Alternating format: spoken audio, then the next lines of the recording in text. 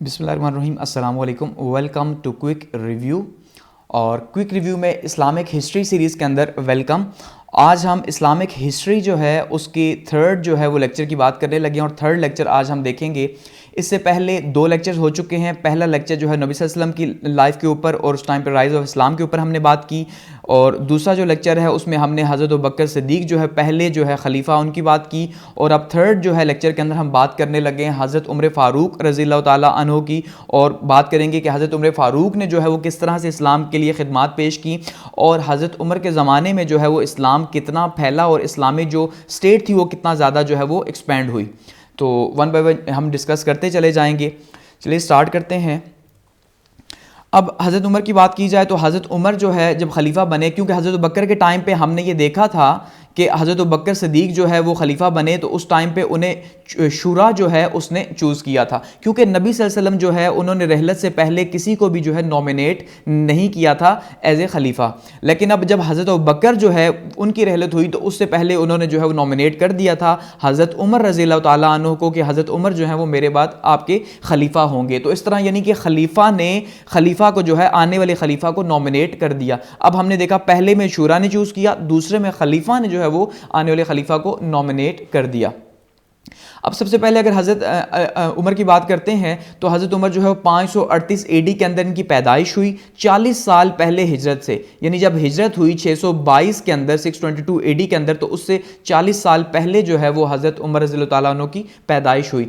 अदी फैमिली जो है उससे ताल्लुक़ था इनका कुरैश की, और 8वीं नस्ल जो है इनकी जाके शजर नस्ल जो है वो मिलता है नबी सल्लल्लाहु अलैहि वसल्लम से।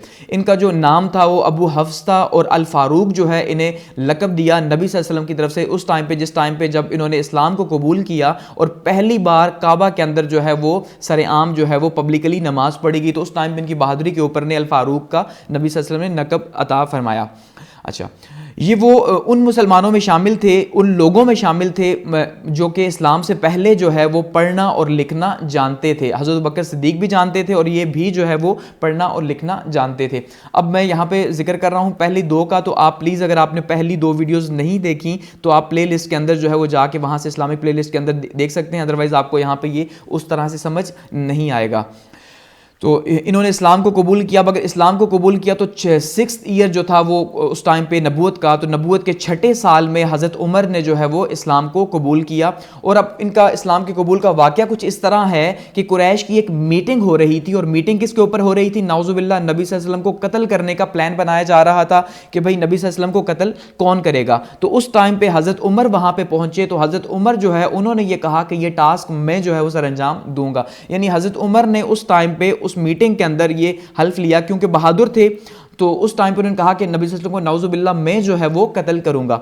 अब ये उनको कत्ल करने के इरादे से जो है वो निकले जब तो मीटिंग से, तो रास्ते में इन्हें साद बिन अबी वकास जो है वो मिले, और उन्होंने जो है पूछा कि आप कहाँ जा रहे हैं? तो हज़रत उमर ने फरमाया कि भाई मैं जो है वो जा रहा हूँ नबी सल्लल्लाहु अलैहि वसल्लम को नाउज़ुबिल्लाह कत्ल करने।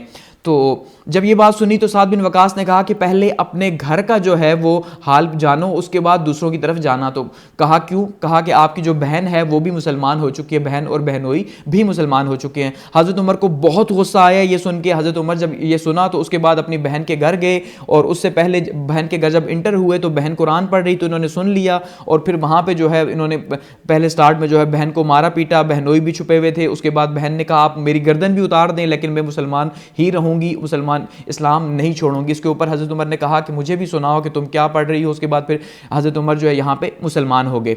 जब हज़रत उमर मुसलमान हुए, नबी सल्लल्लाहु अलैहि वसल्लम के पास आ गए, तो उसके बाद जो है फिर हज़रत उमर जो है मुसलमानों को लेके गए मक्का के अंदर, जो है पहली जो है वो पब्लिक प्रेयर जो है पहली बाकायदा ओपन जो है वो नमाज पढ़ी गई। इससे पहले जो है नमाज पढ़ी जाती थी तो वो चुप के पढ़ी जाती थी कुरैश के डर से, लेकिन हज़रत बकर जो है वो इतने ताकतवर, हज़रत उमर जो है वो इतने ताकतवर थे और इतने गुस्से वाले थे कि उन्होंने कहा कि जो भी मैं देखता हूँ कि कौन जो है वो रोकेगा, काबा के जो है दरवाजे पे जाके खड़े हो गए कि अगर किसी में हिम्मत है तो वो आके रोके।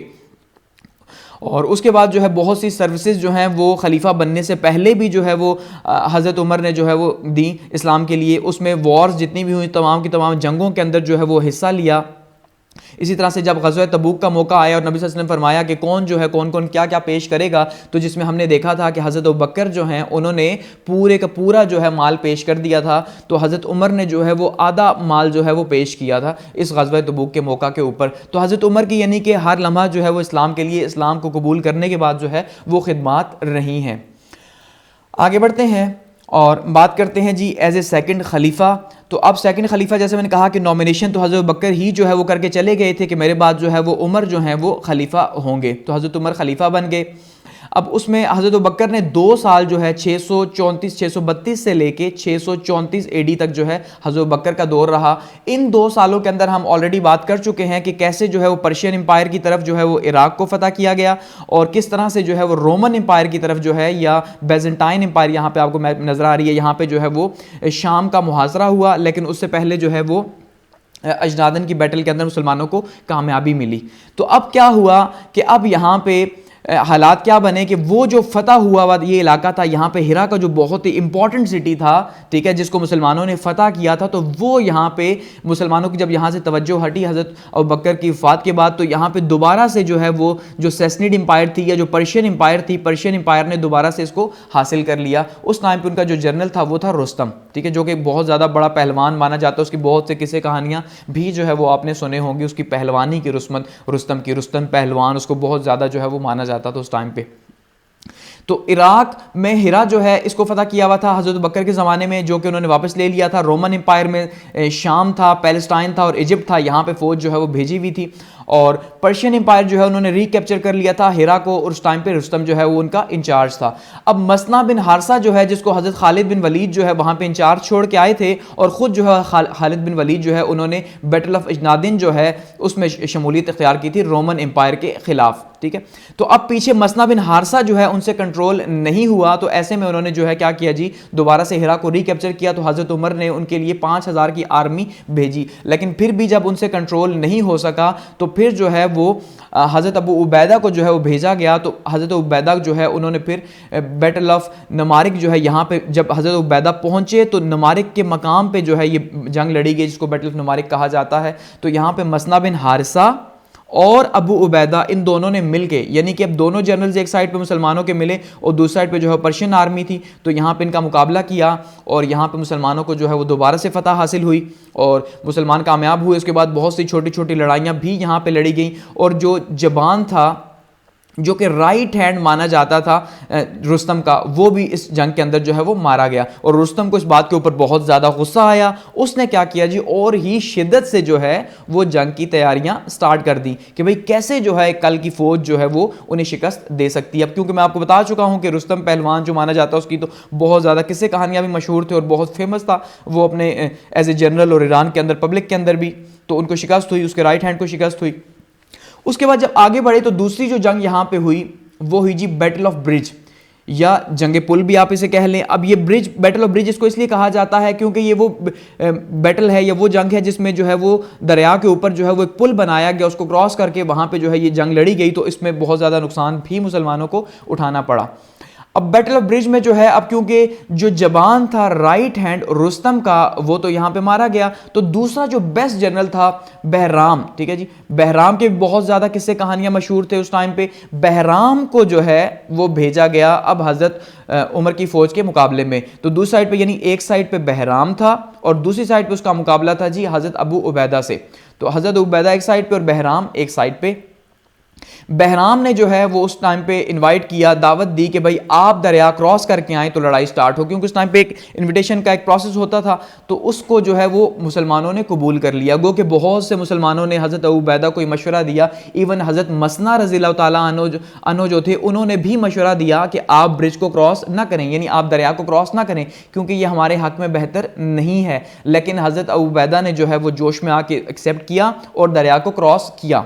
अब दरिया को क्रॉस किया तो उसके बाद क्या हुआ जी कि हज़रत मसना माना जाता है। अब यहाँ पे दो राय हैं हिस्टोरियंस की। कुछ हिस्टोरियंस ये मानते हैं कि हज़रत मसना बिन हारसा ने ही जो है वो ब्रिज काट दिया, इस वजह से कि मुसलमान जो है वो वापसी का न सोचें और जी जान से लड़ें, जैसे कि तारिक बिन ज़ियाद ने जो है वो कश्तियाँ जला दी थी। तो बिल्कुल कुछ ऐसा ही वाक़या हुआ। और कुछ मानते हैं कि किसी दूसरे सहाबी जो है उन्होंने जो है ब्रिज काटा था, वो जो कश्तियों से, क्योंकि कश्तियाँ जोड़ी गई थी और उन कश्तियों को जोड़ के दरिया के ऊपर जो है वो एक ब्रिज बनाया गया था, तो उसकी रस्सी जो है वो काट दी गई थी ताकि मुसलमान वापसी का ना सोच सके।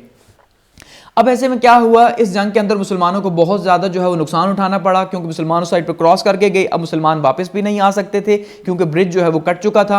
और इसी नतीजे के तौर पे हज़रत अबू उबैदा जो है वो शहीद भी हो गए। ठीक है, जो इस्लाम के जो जनरल थे जो इसको लीड कर रहे थे वो शहीद हुए और हज़रत मसना के हाथ में जो है वो फुल कंट्रोल आया जंग का। उसके बाद हज़रत मसना ने जो है वो ऑर्डर दिया और दोबारा से जो है ब्रिज को रीबिल्ड किया गया, क्योंकि अब हालात ऐसे पैदा हो चुके थे कि अगर बिल्ड को उसको रीबिल्ड ना किया जाता तो फिर बहुत ज़्यादा मुश्किल था यहाँ पे सरवाइव करना। तो अब उसके नतीजे के तौर पे क्या हुआ, इस जंग के नतीजे के तौर पे 6000 मुसलमान जो है वो शहीद हो गए। और ये एक बहुत बड़ा नुकसान था इस जंग के अंदर कि 6000 मुसलमान जो है वो शहीद हो गए। और ये जो यानी इसमें अगर रिजल्ट की बात की जाए तो मुसलमानों को जो है वो शिकस्त का सामना करना पड़ा। और ये खबर जब हज़रत उमर रज़ियल्लाहु ताला तक पहुंची तो उन्हें बहुत ज़्यादा गुस्सा भी आया और बहुत ज़्यादा अपसेट भी हुए। तो उन्होंने फिर उसके बाद क्या किया जी, एक नई आर्मी जो है वो भेज दी कि आप जो है अब जाके वहाँ पे लड़ें। अब क्या हुआ कि हज़रत उमर ने जो है नई आर्मी भेजी, तो उससे पहले हज़रत उमर ने क्या किया जी, यानी कि हर साइड पे जिहाद का ऐलान किया ताकि आर्मी जो है वो जमा हो सके। और उसके बाद जब आर्मी जमा हुई तो उसे जो है वो 20,000 लोगों को भेजा गया दोबारा से नई जंग के लिए। अब बैटल ऑफ बोवेब जो है, ये सारी की सारी आर्मी जब जमा हुई तो बोवेब जो कि आजकल कूफा कहलाता है, तो उस जगह पे जो है वो ये जंग हुई। और जहाँ पे जमा हुई तो मुसलमानों की तरफ से अबू मसना रज़ियल्लाहु ताला अन्हु जो है, यानी एक साइड पे वो थे इस टाइम पे चार्ज, क्योंकि मुसलमानों की तरफ से अभी तक कोई जर्नल जो है वो नहीं गया था। अब हमने लास्ट में देखा था कि हज़रत उबैदा जो है वो शहीद हो चुके थे, इसलिए अभी तक जो है फ़िलहाल कोई सेंटर से कमांड ऐसी नहीं आई थी। तो एक साइड पे हज़रत अबू मसना थे और दूसरी साइड पे महरान था। अब ये जो महरान था इसने खुद कहा कि भाई मुझे जो है इस जंग पे जाने दें, क्योंकि अरेबिक लोग जो हैं या अरेबिक ट्राइब्स जो हैं, मैंने क्योंकि वहाँ का विजिट किया हुआ है तो इसलिए मैं जानता हूँ कि वो उनकी वॉर टैक्टिक्स क्या हैं। इसलिए रुस्तम ने क्या किया जी, महरान को इस टाइम पे बुवेब के अंदर मुकाबले के लिए भेज दिया। अब इस बार क्योंकि लास्ट टाइम उन्होंने इनवाइट किया था, इस बार क्या हुआ जी कि हज़रत मसना जो है उन्होंने इनवाइट किया महरान को कि भाई तुम जो है वो दरिया को क्रॉस करो और दरिया को क्रॉस करके यहाँ पे लड़ाई के लिए आओ। तो इस तरह से जो है वो महरान ने दरिया फरात जो है उसको क्रॉस किया और मान लिया, क्योंकि बहुत ज़्यादा तकब्बुर में था। उसने कहा कि मेरे पास तो 2 लाख की आर्मी है और दूसरी साइड पर मुसलमानों के पास सिर्फ 20,000 की आर्मी, तो 20,000 का मुकाबला 2 लाख से था यहाँ पे दोबारा से। तो उसने रिवर को क्रॉस किया और नतीजा ये हुआ कि मुसलमानों ने शानदार किस्म की इस जंग के अंदर कामयाबी हासिल की और तकरीबन 1 लाख के करीब जो है वो पर्शियन जो फौजी है वो मारे गए इसमें। और उनमें इतना पैनिक क्रिएट हो गया कि अब ना वो वापस जा सकते थे ना और कुछ, क्योंकि वो जो ब्रिज था, वो ब्रिज जो बिल्ड किया हुआ था उसको भी मुसलमानों ने जो है वो तोड़ दिया था। अब ऐसे में ये वापस भी जाने के नहीं थे, इस वजह से बहुत बड़ी जो है इन्हें नुकसान यहाँ पे उठाना पड़ा और मुसलमानों को एक शानदार किस्म की जो है वो कामयाबी नसीब हुई बोवेब के अंदर। ठीक है, और यहाँ पे मुसलमान जो है वो कामयाब रहे। इसके नतीजे के तौर पे क्या हुआ कि मुसलमानों का जो कंट्रोल है वो इराक के ऊपर हो गया। जो इराक का इस साइड का ईस्ट का एरिया था, यहाँ पे जो है अरफात रिवर जो है, फरात रिवर, तो यहाँ पे पूरे का पूरा कंट्रोल इनका मुसलमानों का, यहाँ पे अगर मैप देखिए तो ये जो साइड है यहाँ पे मुसलमानों का कंट्रोल हो गया इराक के ऊपर पूरे का पूरा। जो पहले था एक एरिया के अंदर जहाँ पे जब इन्होंने हिरा को फतह किया था उस टाइम पे हज़रत बकर के ज़माने में, तो अब उसके बाद जो है यहाँ पे जब उन्होंने रिकैप्चर किया तो अब फिर से दोबारा से हासिल करके इस पूरे के पूरे एरिया को इन्होंने मुसलमानों ने हासिल कर दिया और ये मुसलमानों के कंट्रोल में आ गया। अब ऐसे में क्या हुआ कि जब ये खबर यानी कि शिकस्त की जो खबर है और साथ में शिकस्त जब पता चला कि 1 लाख फौजी जो है वो मारा गया, तो ये 1 लाख की खबर जब पहुंची इंपीरियर तक तो उस टाइम पे पुरनदख्त जो है वो रूल कर रही थी और यज़दगर्द तो बच्चा था, पुरनदख्त जो रूल कर रही थी। तो यहाँ पे प्रिंसेस इसको भी चेंज कर दिया गया। यज़दगर्द उस टाइम पे 21 साल का था, तो इसने जो है वो हुकूमत को संभाला और दोबारा से जो है इसने आर्मी को रीअरेंज किया और बदला लेने के लिए आर्मी को जो है वो तैयार किया कि हमें मुसलमानों से जो है वो बदला लेना है। ऐसे में इन्होंने क्या किया जी, रिकैप्चर किया बॉर्डर के एरियाज को, और बॉर्डर के एरियाज को रिकैप्चर करना स्टार्ट कर दिया। ऐसे में फिर हज़रत साद बिन अबी वकास को जो है, जब हज़रत उमर तक ये खबर पहुंची तो हज़रत उमर ने हज़रत साद बिन अबी वकास को वहां से जनरल बनाकर भेजा। ठीक है, इवन हज़रत उमर खुद आना चाह रहे थे, लेकिन सहाबा ने उन्हें रोक दिया कि आपका जाना मुनासिब नहीं, इसलिए हज़रत साद बिन अबी वकास जो है उनको इस जंग पे भेजा गया। और फिर उसके बाद हमने देखा हज़रत साद बिन वकास ने जो है वो कामयाबियों के झंडे गाड़े यहाँ पे। हज़रत साद बिन वकास जो है वो यहाँ पे पहुंचे, लेकिन उससे पहले क्या हुआ कि उससे पहले जो मसना बिन हारसा हैं उन्होंने खुद ही जो है, क्योंकि यहाँ पे आर्मी की कमी हो गई, तो उन्होंने क्या किया, यहाँ पे खुद अनाउंस कर दिया जिहाद का कि भाई अब जिहाद है, तो इसलिए जब जिहाद का ऐलान कर दिया जाए इमाम की तरफ से, इमाम वक्त की तरफ से, तो फिर हर एक का हिस्सा लेना उसमें कंपलसरी माना जाता है एक तरह का इस्लाम के अंदर। तो ऐसे में क्या हुआ कि जब इन्होंने अनाउंस किया तो यहाँ पे फौज तो इनको मिल गई 20,000 के करीब, लेकिन जो मसना है वो खुद जो है वो इस वॉर के अंदर शहीद हो गए। ये जो छोटी छोटी वॉर्स हो रही थी इसके अंदर, तो उनके जो भाई थे बशीर, उन्होंने फिर इसको लीड किया उस टाइम पे वॉर को। फिर हज़रत साद बिन अबी वकास यहाँ पे पहुंचे और उन्होंने कादसिया के अंदर आके यहाँ पे जो है वो स्टे किया। ठीक है, यानी कि फरात दजला, इस साइड पे ये दरियाए दजला है और इस साइड पे यहाँ पे ये है फरात। ठीक है, दरियाए फरात। अब फरात तो कंट्रोल में आ चुका था, तो फरात से आगे निकल के और दरियाए दजला के बीच में यहाँ पे ये जो आपको रेड डॉट दिखाई दे रहा है ये कादसिया है। तो यहाँ पे आके उन्होंने पड़ाव डाला मुसलमानों ने। जब पड़ाव डाला 2 महीने तक इंतजार किया और उसके बाद इसी दौरान जो है एक वफ्द जो है उसको भेज दिया यज़दगर्द के दरबार के अंदर कि भाई जाके आप उससे बात करें, क्योंकि मुसलमानों के तरीक़ाकार पहले बता चुका हूं कि मुसलमान पहले जो है वो इनवाइट करते हैं कि भाई आप इस्लाम में आ जाएं और हमें जिज़िया दें तो हम आपके खिलाफ कुछ भी नहीं करेंगे। जब मुसलमानों को वफ्द वहां पहुंचा और उन्होंने पहली बार जो है वो पर्शियन एम्पायर, जिसका इतना नाम सुना हुआ था कि पर्शियन एम्पायर ये है वो है ऐसी है, वहां पर शान और शौकत देखी उनकी कि भाई वहां का उनका जो किस तरह से जो है तख्त सजा हुआ है, बादशाह किस तरह से तख्त पे बैठा हुआ है, तो बहुत ज़्यादा खैर मरूब भी हुए मुसलमान वक्त वहां पे आके। तो उसके नतीजे के तौर पे क्या हुआ कि जब यज़दगर्द को इनविटेशन दिया गया तो उसने बहुत ही बुरे तरीके से जो है वो ट्रीट किया उस वफ्द के साथ। इवन यहां तक कि उसने जो कीचड़ है, कीचड़ मंगवाया, कीचड़ की एक पूरी की पूरी बाल्टी जो है वो माना जाता है मंगवाई, और उस बाल्टी को जो मुसलमानों का वफ्द था उसके ऊपर गिरा दिया, यानी जो सहाबी भेजे गए थे उनके सर पे उंडेल दिया, और वो उसी हालत में वापस आए। और वापस आके तो हज़रत जो है हज़रत साद बिन अबी वकास को बताया कि भाई ये जो है उनके साथ जो है वो ट्रीटमेंट की गई है। तो इसमें हज़रत साद बिन अबी वकास जो है वो खुश हुए, उन्होंने कहा कि ये जो कीचड़ है ये हमें बता रहा है कि कामयाबी हमारी ही होगी। तो खैर उसके बाद फिर क्या हुआ जी कि दूसरी साइड पे जो रुस्तम था वो 1 लाख की आर्मी लेकर निकल चुका था। अब रुस्तम इस बार खुद जो है वो मुकाबले के लिए आया था। अब रुस्तम जो इससे पहले क्योंकि जो बैटल ऑफ बोएब थी उसमें देख चुका था कि किस तरह से जो है वो मुसलमानों ने कामयाबी हासिल की और कितनी बुरी तरह शिकस्त दी, तो रुस्तम बहुत ज़्यादा डरा हुआ था, बहुत ज़्यादा खौफ था उसे कि पता नहीं क्या हो जाएगा इस जंग में, और मुसलमानों के लिए उसके दिल में बहुत ज़्यादा खौफ पैदा हुआ। ऐसे में उसने कोशिश की कि बातचीत के थ्रू ही जो है वो इस मसले को हल कर लिया जाए, और 3 राउंड्स हुए नेगोशिएशन के, लेकिन तीनों की तीनों जो है वो फेल हो गए। ठीक है, और उसके बाद जो है आखिरकार रुस्तम जो है उसको गुस्सा आया और उसने जो है फिर एक ब्रिज की अपनी फौज को कहा और दरिया को क्रॉस कर दिया। अब फिर से ये वही गलती थी एक किस्म की जो दोहराई जाती थी हर फौज की तरफ से। तो जब दरिया को क्रॉस किया और उसके बाद जो है 6 महीने यानी तकरीबन रुस्तम ने लिए इस पूरे अरसे में कि किसी तरह से जंग को जो है वो रोका जा सके और जंग ना हो, इतना ज़्यादा डरा हुआ था। लेकिन उसके बाद ब्रिज बनाया और फिर जो है कादसिया के मकाम पे 14 मुहर्रम और 637 AD को ये जंग लड़ी गई, जो कि एक बहुत ही तारीखी जंग मानी जाती है इस्लाम की हिस्ट्री के अंदर। टर्निंग पॉइंट भी इवन पर्शियन एम्पायर के लिए माना जाता है ये। तो ये कुछ बुक्स के अंदर आपको 636 मिलेगा और कुछ के अंदर 637 जो है वो आपको मिलेगा। इसका मुकाबला क्या था जी, एक साइड पे 28,000 की फौज थी मुसलमानों की और दूसरी साइड पे 1,20,000 की फौज थी पर्शियन एम्पायर की, यानी 28,000 और 1,20,000 की। और एक साइड पे रुस्तम खुद मौजूद था जो कि इतना वॉरियर, ग्रेट वॉरियर माना जाता था, और इस साइड पे ग्रेट वॉरियर थे हज़रत साद बिन अबी वकास जो कि बदर में भी जो शामिल थे। तो ऐसे में इनके पास भी बहुत ज़्यादा एक्सपीरियंस था। और फर्स्ट डे जो है, फर्स्ट 2 डेज जो है उसमें जंग का कोई भी नतीजा नहीं निकला और बगैर नतीजा के ही जो है जंग खत्म हो गई। और फिलहाल अभी तक पलड़ा जो है पर्शियंस का भारी दिखाई दे रहा था उनकी जो है तादाद की वजह से।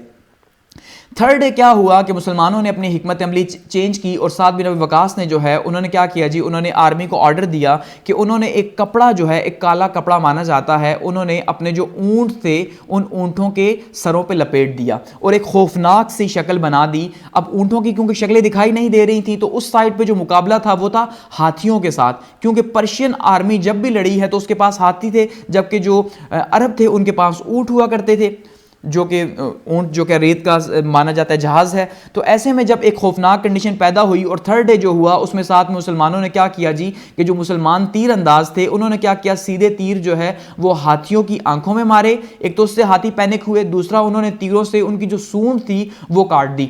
अब ऐसे में क्या हुआ, जब सूंड भी काटी गई तो नतीजा ये निकला कि हाथी पैनिक हुए और साथ में उन्होंने ऊंटों की ऐसी शक्ल देखी कपड़े लपेटे हुए, तो वो अपनी ही आर्मी पे चढ़ दौड़े, वापस अपनी आर्मी के ऊपर दौड़े। और ऐसे में जो आर्मी थी जो उसके अंदर एक पैनिक क्रिएट हुआ, उनके अंदर जो है वो समझे कि भाई अब जो है वो बहुत पता नहीं क्या होने लगा और अपनी फौज उनकी सारी की सारी रोंदी गई। नतीजे के तौर पे रुस्तम जो है वो मारा गया, रुस्तम के मारने के बाद उनकी फौज भाग गई और एक बहुत ही जो है वो टफ कंडीशन जो है वॉर के अंदर पैदा हुई और मुसलमान जो है फिर इसमें कामयाब हुए। यानी कि मुसलमानों की एक शानदार किस्म की फतह थी इस्लामिक हिस्ट्री के अंदर, ठीक है, जिसमें जो है वो एक साइड पे 6000 के करीब मुसलमान शहीद हुए और दूसरी साइड पे 30,000 जो है वो पर्शियंस मारे गए इस वॉर के अंदर। और ये एक ग्रेट विक्ट्री जो है मुसलमानों को हासिल हुई। उसके बाद पर्शियन एम्पायर जो है एक किस्म की आप मान लें कि वो मुसलमानों के अंडर आ गई। अभी फ़िलहाल आहिस्ता आहिस्ता पीछे बढ़ रहे थे, लेकिन क्योंकि अब ये जो मेन थी और ख़ास करके उनका जो पहलवान जो था, जो आर्मी का लीडर था रुस्तम, वो माना गया। तो वो जब ये खबर ईरान पहुंची तो ईरान के अंदर जो है वैसे ही उनके ऊपर मुसलमानों की हैत पहले से ही मौजूद थी उन जंगों के नतीजे के तौर पे। तो रुस्तम के बाद और ही ज़्यादा जो है वो उनके दिल में बैठी और वहाँ से जो उनका जो बादशाह था वो भी वहाँ से भाग निकला। आगे बढ़ते हैं और उसके बाद क्या हुआ जी, फॉल ऑफ मदाइन। अब मदाइन जो था ये उस टाइम पे कैपिटल था पर्शियन एम्पायर का, यानी कि जो सैसनीड एम्पायर थी उस टाइम पे। यहाँ पे अगर आप मैप के अंदर देखिए तो यहाँ पे दजला के जो मशरकी किनारा था दरियाए दजला का, तो ये दरियाए दजला है, इसका मशरकी किनारा, यहाँ पे इनका कैपिटल था मदाइन। तो यहाँ पे जो है फिर हज़रत खालिद जो हज़रत साद बिन अबी वकास थे उन्होंने हज़रत उमर से जो है वो इजाज़त चाही कि आप इजाज़त दें तो हम मज़ीद आगे बढ़ें और अब इस टाइम पे इनको फ़तह करें। तो हज़रत उमर ने जो है वो इजाज़त दे दी। और उसके बाद क्या हुआ जी, हज़रत उमर जब उस टाइम पे मुसलमान आर्मी जो है उन्होंने एक ब्रिज जो है यहाँ पे बनाया मदाइन को पहुँचने के लिए, क्योंकि दरिया दजला के किनारे था तो ब्रिज के थ्रू ही से जो है कश्तियों के ब्रिज के थ्रू से जो है वो क्रॉस किया जाना था। लेकिन ऐसे में क्या हुआ कि उन्होंने जो है वो कश्तियों ब्रिज जो है उसको तोड़ दिया, यानी जो पर्शियन आर्मी थी उसने क्या किया, ब्रिज को काट दिया यहाँ से। अब उनका ये ख्याल था कि मुसलमान क्योंकि अब ब्रिज कट चुका है तो मुसलमान किसी भी सूरत यहाँ पे नहीं पहुँच सकते, लेकिन वो शायद ये जानते नहीं थे कि मुसलमानों के जो जज्बे हैं वो इस ब्रिज से कई ज़्यादा आगे हैं। ऐसे में हज़रत साद बिन अबी वकास जो हैं उन्होंने ऑर्डर दिया कि भाई आप अपने घोड़े दरिया के अंदर डाल दें।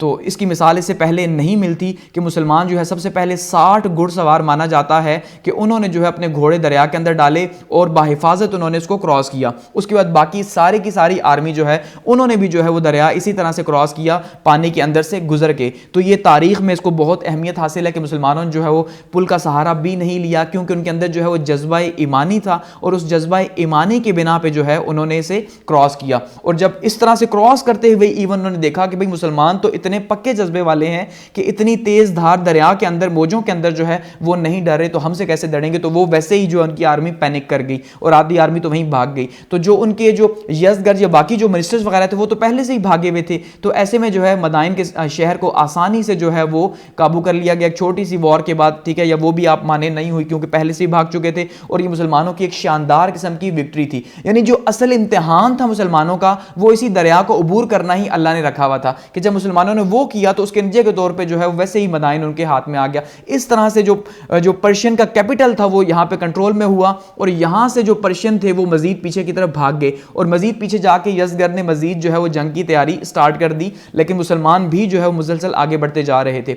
दूसरी यहाँ पे बैटल हुई जी, बैटल ऑफ जलूला, जिसके अंदर जो फौजी इनके भागे हुए थे यहाँ पे जाकर जब पनाह ली तो वहाँ पे ये बैटल हुई। इसमें भी जो है वो साथ दिया जी, रुस्तम का जो भाई था खरजाद जो है इसने जो है वो उस टाइम पे कमांड संभाली हुई थी। तो मुसलमानों जो है यहाँ पे इसको भी शिकस्त दी और हिशाम मुसलमानों की तरफ से जनरल थे। तो यहाँ पे एक छोटी बैटल हुई, यानी कि और नतीजे के तौर पे ये भी मुसलमानों को यहाँ पे कामयाबी नसीब हुई। इसके बाद क्या हुआ जी, यज़दगर्द जो है वो वहाँ से हल्द्वान भागा और फिर जब देखा कि वहाँ पे भी गुजारा नहीं, मुसलमान वहाँ पे भी आ रहे हैं, तो ऐसे में उसने जो है वो खुरासान भाग गया वहाँ से, यानी खुरासान ये जो अफ़गानिस्तान का इलाका है यहाँ पे आके भाग गया। उसके बाद फिर यहीं भागते भागते बाद में ये मरा। उसके बाद जो अगली इंपॉर्टेंट बैटल थी यहाँ पे जो पर्शियन एम्पायर के खिलाफ लड़ेगी वो थी बैटल ऑफ निहावन की। ये जो बैटल ऑफ निहावन थी ये 19 मुहर्रम 642 एडी जो है इसको लड़ी गई, 642 एडी को लड़ी गई, जिसमें पर्शियंस को जो है वो शिकस्त हुई। और इसके नतीजे के तौर पे क्या हुआ कि पर्शियन एम्पायर मुसलमानों के कब्जे में आ गई, यानी ये जो सालों से चली आ रही एक एम्पायर थी ये मुसलमानों के कब्जे में आ गई हज़रत उमर के ज़माने में, ठीक है। और ये मुसलमानों की एक बहुत बड़ी कामयाबी थी जो अल्लाह ताला ने अता की थी इतने कम टाइम के बाद कि इतनी बड़ी सल्तनतें जो कि सालों से यहां पे मौजूद थी तो उनको जो है वो शिकस्त दी गई। उसके बाद मुसलमानों ने यहाँ पे पहले ही 638 के अंदर ही जो है वो यहाँ पे कूफा और बसरा के अंदर जो है 2 कंटोनमेंट्स बनाए थे, यहाँ पे फौजी छावनियाँ बना दी थी ऑलरेडी कि भाई अब यहाँ पे इनका कंट्रोल जो है ये संभालेंगे कि दोबारा से अगर ये अटैक भी करते हैं या कोशिश भी करते हैं रिकैप्चर करने की तो यहाँ फौज मौजूद होगी, तो वो फौज इन्हें मौका ही नहीं देगी कि दोबारा से ये किसी तरह से यहाँ पे दाखिल हो सकें। तो ये यहाँ तक थी कहानी जी पर्शियन एम्पायर की। अब वापस पढ़ते हैं और बात करते हैं जी रोमन एम्पायर की या बेजेंटाइन एम्पायर की, या जिसको ईस्टर्न रोमन एम्पायर भी जो है वो कहा गया, जिसका हमने लास्ट जिक्र किया था हज़रत अबू बकर के ज़माने के अंदर। और हमने देखा था कि हज़रत अबू बकर के ज़माने के अंदर बैटल ऑफ अजनादीन जो है वो उसमें मुसलमानों ने कामयाबी हासिल की हज़रत खालिद बिन वलीद की सरकर्दगी में, और मुसलमानों के लश्कर को 4 हिस्सों में उस टाइम पर तकसीम किया गया था, हज़रत अबू बकर ने किया था। अब उसके बाद वो दमिश्क का मुहासरा किया था तो हज़रत अबू बकर रज़ियल्लाहु ताला अन्हु की जो है वफात हो गई थी। तो अब ऐसे में क्या हुआ कि अजनादीन तो कैपिटल जो है वो कंकर्ड हो चुका था, आगे बढ़ मुसलमान जो है वो इस टाइम पे मौजूद थे दमिश्क के मुहासरा के अंदर, यानी कि उन्होंने दमिश्क जो है शाम का जो शहर था उसमें जो है उन्होंने क्या किया हुआ था जी, वहाँ पे उसका मुहासरा किया हुआ था हज़रत अबू बकर की वफात के टाइम पे। अब जो उसके बाद फिर क्या हुआ, मुसलमानों ने यानी कि दमास्कस, दमिश्क को, हिम्स को और कनेंस को जो है पहले ही कैप्चर कर लिया था, उसको जो है वो अपने कब्जे में ले लिया। और जो हरकुलिस था उस टाइम पे वो था एंतोच के अंदर, जो कि आर्जी एक कैपिटल बना हुआ था यहाँ पे था, क्योंकि वो अभी इस टाइम यहाँ पे उससे शिफ्ट होना था कस्तंतुनिया यहाँ से, ठीक है। तो कस्तंतुनिया शिफ्ट होने से पहले यहाँ पे मौजूद था। तो जो आर्मी थी उसने जब वो यहाँ से शिकस्त खाई, यानी कि दमास्कस की जब यहाँ पे उनको शिकस्त हो गई यहाँ पे, तो उन्होंने क्या किया जी, हरकुलिस से यहाँ पे रिक्वेस्ट की कि आप हम मजीद जो है वो आर्मी दें, क्योंकि मुसलमान जो हैं वो बहुत ज़्यादा पावरफुल होते जा रहे हैं। तो ऐसे में हरकुलिस ने क्या किया जी, एक बड़ी आर्मी के साथ तैयारी स्टार्ट कर दी कि भाई मुसलमानों को मजीद आगे बढ़ने से रोका जाए। अब जब मुसलमानों के पास ये खबर पहुंची कि भाई जो हरकुलिस है वो क्या कर रहा है जी, वो एक बड़ी आर्मी की तैयारी कर रहा है, तो मुसलमानों ने क्या किया कि वो इलाके जहां पे वो पहले कब्जा कर चुके थे, जैसे कि हिम्स हो गया, ठीक है जी, और साथ में जो है वो दमास्कस, दमिश्क वगैरह के इलाके की तरफ पीछे बढ़े हुए थे, तो मुसलमान वहां से पीछे हटना स्टार्ट हो गए। यानी अगर आप यहाँ मैप के अंदर देखिए तो यहाँ पे हमारे पास दमास्कस है, यहाँ पे ये हिम्स हमारे पास आता है और ये जेरूशलम। तो यहाँ से मुसलमान इस इलाके पे जब मौजूद थे तो मुसलमानों ने क्या किया जी, यहाँ से थोड़ा सा वापस पलटे। तो वापस पलट के उन्होंने क्या किया कि जो यरमूक का जो इलाका था, यरमूक के इलाके के अंदर यहाँ पे मुसलमानों ने अपना पड़ाव डाला शाम के साथ, ये जो बॉर्डर का एरिया है यहाँ पे, तो यहाँ पे मुसलमानों ने अपना पड़ाव डाल लिया।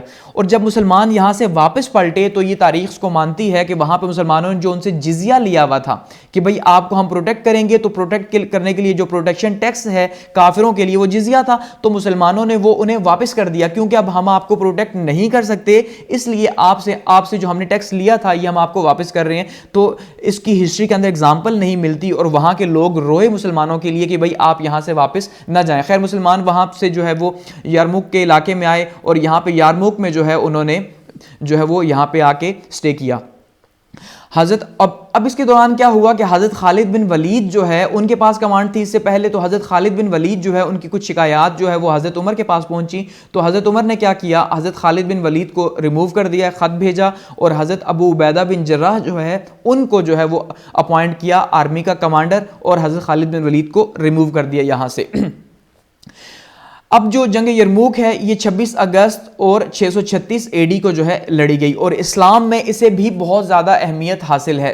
बैटल ऑफ यारमुक को, क्योंकि अब ये जो यारमुक की बैटल थी ये जो है रोमन एम्पायर के लिए एक टर्निंग पॉइंट था। अब जैसे हमने देखा था जो कादसिया था, ठीक है, वो कादसिया के अंदर क्या हुआ कि पर्शियन एम्पायर के लिए वो एक टर्निंग पॉइंट था, तो यहां पे जो यारमुक है यहां पे इसके लिए एक टर्निंग पॉइंट था। उसमें एक साइड पे अबू उबैदा थे और दूसरी साइड पे थ्रोडियस था, तो ये बहुत ही बेहतरीन किस्म एक जनरल था, लेकिन अबू उबैदा जो है रज़ी अल्लाह ताला अन्हु वो भी बहुत बेहतरीन जनरल थे और मुसलमानों ने इस जंग के अंदर जो है वो शानदार किस्म की कामयाबी हासिल की। और अगर बात की जाए कैजुअलिटीज़ की तो तकरीबन 1 लाख की जो है वो रोमन एम्पायर को नुकसान हुआ, यानी कि 1 लाख की उनकी कैजुअलिटीज़ हुई बैजेंटाइन एम्पायर की, और 3000 जो है वो मुसलमान जो है वो शहादत के रुतबे पे फायज हुए, यानी मुसलमान सिर्फ 3000 जो है शहीद हुए और उसके नतीजे के तौर पर आप देखिए कि 1000 जो है वो कैजुअलिटीज़ हुई रोमन एम्पायर की। तो एक बहुत बड़ा जो है वो नुकसान था रोमन एम्पायर के लिए। तो ऐसे में वो पहले से ही पैनिक किया हुआ था, मजीद उन्होंने पैनिक किया, लेकिन यहां पे मुसलमानों को शानदार कामयाबी हासिल हुई।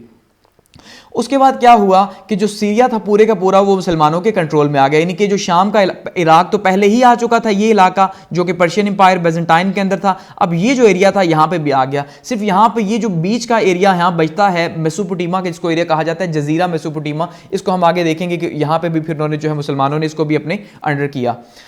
तो उसके बाद जी जेरूशलम का नंबर आया। जेरूशलम जो है 637 के अंदर जो है 637 AD के अंदर जो है वो जेरूशलम को फतह किया मुसलमानों ने, यानी कि जो पहला बैतुल मक़दिस था, बैतुल मक़दिस को यहाँ पे इन्होंने फतह किया।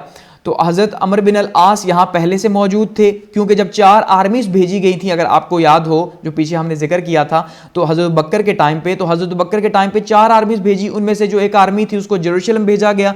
तो वो जो यहाँ पे भी क्योंकि रोमन एम्पायर ही का होल्ड था, तो ऐसे में हज़रत अमर बिन अल आस को यहाँ भेजा गया था। तो उन्होंने जो है फिर वो जब यहाँ से ये आर्मीज फ्री हुई कि अबू उबैदा यहाँ से फ्री हुए यारमुक की बैटल के बाद, तो वो क्या किया जी, वो उन्होंने जाके अबू उबैदा ने ज्वाइन किया और एंतौज के बाद, यानी वो जो एक पूरे का सिलसिला यारमुक के बाद निकला, उसके बाद जाके जेरूशलम का सेज किया, यहाँ पे उसका मुहासरा किया। और जेरूशलम को माना जाता है कि ये जो है इसकी चारों साइडों पे जो है वो एक दीवार थी, पूरे का पूरा किला नुमा ये बना हुआ था, और यहाँ पे इसके हर साइड पे दीवार थी और दरवाजे थे। तो उनकी इंटरेस्ट के बगैर, यानी शहर के अंदर की अगर इजाजत करेंगे तो उसके बाद दरवाजे खुलेंगे, अदरवाइज को अंदर नहीं जा सकता। तो काफी टफ महाज था। लेकिन जब उन तक ये खबर पहुंची, जेरूशलम के लोगों तक ये खबर पहुंची कि भाई जो यारमुक है वहां पे मुसलमानों को कामयाबी हासिल हुई है, तो वो उन्होंने क्या किया जी, उन्होंने वहां पे एक ट्रीटी का ऐलान कर दिया कि भाई हम जो है वो जंग नहीं चाहते, हम ये चाहते हैं कि आप हमारे साथ सुलह करें, लेकिन सुलह हम इस शर्त पे करेंगे कि आपके जो अमीर हैं, जो खलीफा हैं, वो इटसेल्फ यहाँ पे आए और आके जो है वो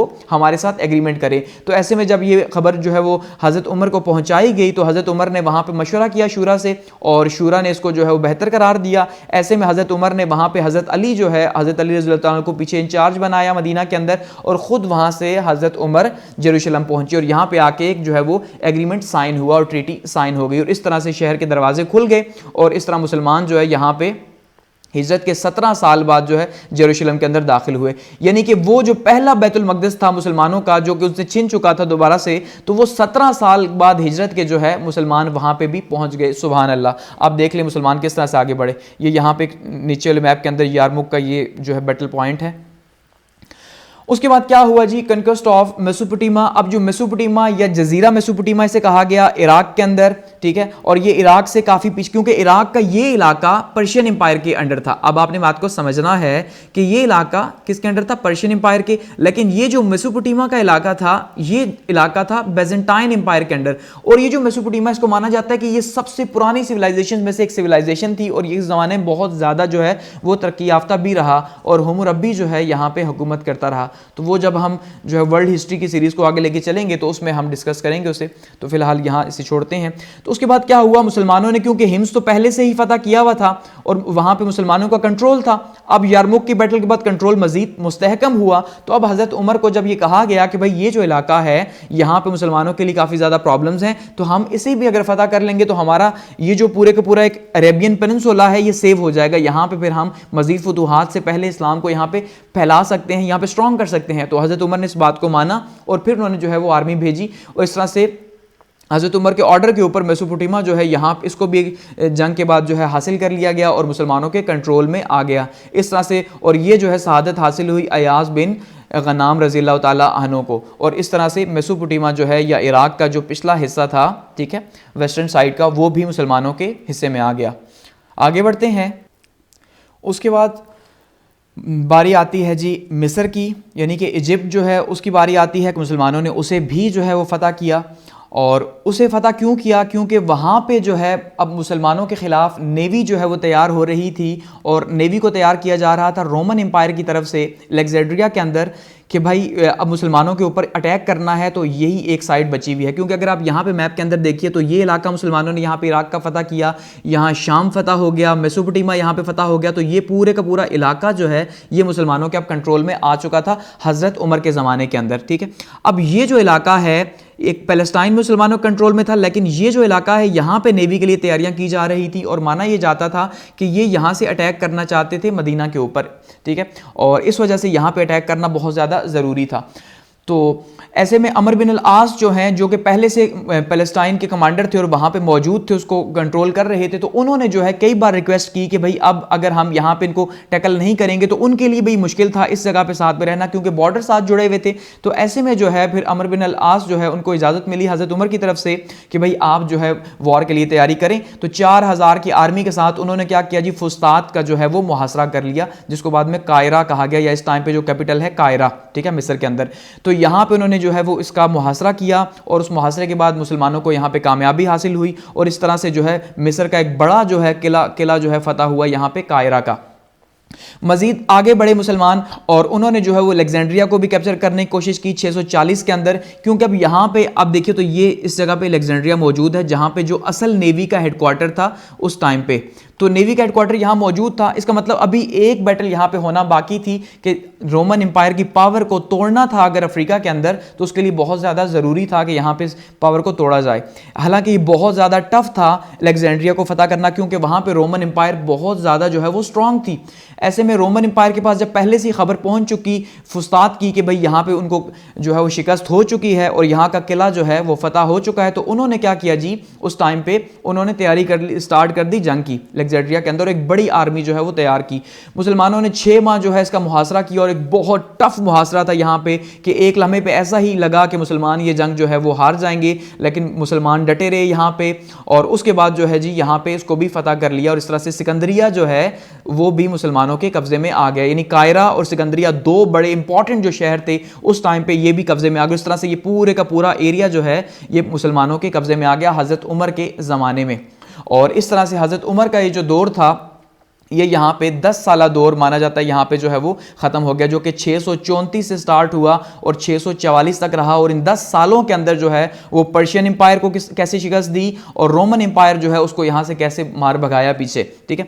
और उसके बाद हज़रत उमर जो है उनको शहीद कर दिया गया। 27 ज़िलहज 644 AD को जो है वो हज़रत उमर को शहीद किया अबू लुलु फ़िरोज़ ने, जो कि एक पर्शियन स्लेव था। जब हज़रत उमर जो है सुबह की नमाज के लिए जा रहे थे तो उसने जो है वो जहर आलूद खंजर से जो है वो अटैक किया, और 6 बार अटैक किया हज़रत उमर के ऊपर, और फिर बाद में खुद को भी जो है वहां पे उसने मार लिया। तो इस तरह से एक शानदार जो रूल है वो हज़रत उमर का यहाँ पे एंड हुआ। अब अगर बात करें हज़रत उमर की एडमिनिस्ट्रेशन की, तो माना जाता है कि हज़रत उमर वो पहले हुक्मरान थे, मुसलमान हुक्मरान, या इवन अपनी हिस्ट्री के अंदर अगर बात की जाए तो पहले हुक्मरान थे जिन्होंने ऐसे रिफॉर्म्स की जो कि इससे पहले जो है वो दुनिया किसी भी मुल्क के अंदर देखने को नहीं मिलती। ऐसी बेस्ट जो है रिफॉर्म्स की और इस तरह की बेस्ट जो है चीज़ें इंट्रोड्यूस करवाई। इस्लाम की प्रीचिंग्स तो की, क्योंकि जितनी जगह जहाँ जहाँ इस्लाम फैला, जैसे पर्शियन एम्पायर, रोमन एम्पायर, तो यहाँ पे ओबियसली इस्लाम की ही प्रीचिंग होती रही, वहाँ पे इस्लाम फैलाया, इतने दूर दूर तक इस्लाम फैलाया। माना जाता है कि हज़रत उमर के टाइम पे जो है वो सूरज गुरूब नहीं होता था, क्योंकि जब अगर सूरज एक साइड पे गुरूब हो रहा होता तो दूसरी साइड पे जो है वो सूरज तुलू हो रहा होता। इतनी बड़ी सल्तनत हज़रत उमर की होगी, तकरीबन 22,000 मुरब्बा मील के ऊपर जो है वो हज़रत उमर का उस टाइम पे होल्ड था। इतनी बड़ी सल्तनत थी हज़रत उमर की, और एक शानदार किस्म का रूल हज़रत उमर का रहा।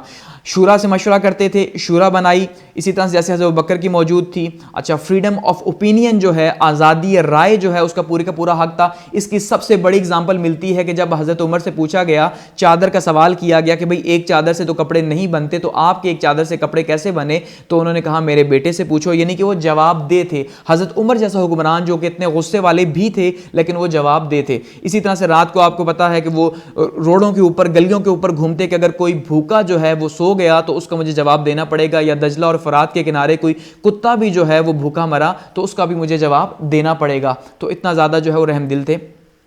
एडमिनिस्ट्रेशन की अगर बात की जाए तो बहुत ज़बरदस्त किस्म की एडमिनिस्ट्रेशन थी हज़रत उमर की। उन्होंने 11 सूबों में पूरे के पूरे इस जो है हुकूमत को तकसीम किया, पूरे के पूरे इलाकों को तकसीम किया, 11 स्टेट्स यानी कि बनाई उस टाइम पे, और वहाँ पे गवर्नर्स किए। जुडिशरी जो है वो आज़ाद बनाई, अदलिया काजी वहाँ पे अपॉइंट किए, काजी का एक जो पूरे का पूरा सिलसिला था उसको वहाँ पे स्ट्रॉन्ग किया। एजुकेशनल डिपार्टमेंट्स बनाए, उसके अंदर अब एजुकेशनल डिपार्टमेंट्स के अंदर अगर बात की जाए तो कुरान की टीचिंग वहाँ पे सिखाई गई, हदीस की सिखाई गई, रीडिंग सिखाई गई, राइटिंग सिखाई गई, यानी कि पूरे का पूरा एक एजुकेशन का डिपार्टमेंट जो है वो हजरत उमर ने बना दिया। पुलिस डिपार्टमेंट दुनिया की तारीख के अंदर पहली बार हजरत उमर ने जो है वो इंट्रोड्यूस करवाया। इससे पहले पुलिस डिपार्टमेंट नहीं था, क्योंकि पुलिस का जो काम था वो अल्टीमेटली फौज ही किया करती थी, यानी कि फौज से सेपरेट नहीं था, लेकिन हजरत उमर ने अलग से पुलिस का एक डिपार्टमेंट जो है वो बनाया। इसके अलावा जो पेंशन है, ठीक है जी, सॉरी, प्रिजनर्स जो है उसके लिए जो है वो सजाएं बनाई गई, या फिर उनके लिए कैद खाने जो बनाए गए, ये भी पहली बार बनाए गए, बाकायदा प्रॉपर कैद खाने बनाए गए। पेंशन का आगाज़ जो है वो बाकायदा जो है वो हज़रत उमर के ज़माने में हुआ। अच्छा, बैतुल माल जो है पहले हज़रत अबू बकर के ज़माने में बना था, लेकिन वहाँ पे जो रकम जमा नहीं होती, तो प्रॉपर मैनेजमेंट जो है रेवेन्यू की वो हज़रत उमर के ज़माने में शुरू हुई। उन्होंने बैतुल माल का सिस्टम जो है वो क्रिएट किया पूरे का पूरा। और उसके बाद जो है रेवेन्यू के जो सोर्सेज थे वो टैक्स था, जिजिया जिसको कहा जाता है, इसी तरह से खराज था, और इसी तरह से जो बाकी जो ज़कात है, तो इस तरह के ज़राए जो हैं इनसे जो है वो हासिल होता था रेवेन्यू। लैंड्स का सर्वे करवाया इराक के अंदर और शाम के अंदर, क्योंकि नए नए फतह हुए थे, तो यहाँ पे जो है वो ज़मीनों का सर्वे करवाया गया, ताकि जब टैक्स लिया जाए यहाँ से तो पता चल सके कितनी ज़मीन के ऊपर कितना टैक्स लिया जाए। नए शहरों को बिल्ड करवाया, फुस्तात, बसरा और कूफा, ठीक है। फुस्तात जो हमने देखा अभी लास्ट में मिस्र के अंदर, बसरा जो है वो इराक के अंदर, कूफा जो है ये भी इराक के अंदर, यहाँ पे इसको क्या किया जी, बिल्ड करवाया। इस्लामिक कैलेंडर का आगाज़ किया हज़रत उमर ने, हिजरत से काउंट करना स्टार्ट किया 622 AD से, ठीक है, यानी कि 623 AD जो है वो एक हिजरी माना जाता है, जो कि हिजरी कैलेंडर है, वो हज़रत उमर ने स्टार्ट किया। आर्मी के रिफॉर्म्स की, और पहली बार एक बाकायदा आर्मी, रेगुलर आर्मी जिसको कहा जाता है, रेगुलर आर्मी हज़रत उमर ने जो है यहाँ पे तैयार की, क्योंकि उससे पहले अनाउंसमेंट की जाती थी जिहाद के लिए और आर्मी जमा होती थी, तो हज़रत उमर ने यहाँ पे बाकायदा आर्मी बनाई, ठीक है, एक रेगुलर आर्मी बनाई, और एक वो आर्मी जो कि जिस टाइम पे जंग होती तो उसको बुलाया जाता, और रेगुलर आर्मी की तनख्वाहें भी मुकर्रर की गई। एग्रीकल्चर के अंदर रिफॉर्म्स की, क्योंकि उस टाइम पे एग्रीकल्चर जिन जिन इलाकों के अंदर खास करके जो नए फतह हुए थे, इराक के इलाके, शाम के इलाके, क्योंकि ये दजला और फरात के इलाके थे, तो यहाँ पे दरिया की वजह से जो है वो बहुत अच्छी खेती बाड़ी थी और एग्रीकल्चर बहुत अच्छा था, वो रिफॉर्म्स की, ठीक है। तो ओवरऑल माना जाता है कि हज़रत उमर ने जो है वो इस्लामिक, क्योंकि हज़रत अबू बकर ने अगर एक स्टार्ट दिया था, ठीक है, हज़रत नबी सल्लल्लाहु अलैहि वसल्लम के बाद, तो हज़रत उमर ने उस स्टार्ट को आगे लेकर गए, वो फतूहात का सिलसिला जो हज़रत अबू बकर ने स्टार्ट किया था उसको इख्तिताम दिया, और इस्लाम को जो है वो 3 कॉन्टिनेंट्स के ऊपर फैला दिया, और इस्लाम को एक शानदार किस्म का यानी कि रूल किया अपने टाइम के अंदर। तो इस तरह से यहाँ पे इसको क्लोज करते हैं और बढ़ते हैं जी नेक्स्ट एपिसोड की तरफ, और उसमें देखेंगे कि मज़ीद आगे जो है वो हज़रत उस्मान रज़ी अल्लाह तआला अन्हु थर्ड खलीफा जो हैं उनके टाइम पे क्या क्या हुआ। और आपके फीडबैक के लिए जो है वो मौजूद है नीचे कमेंट सेक्शन।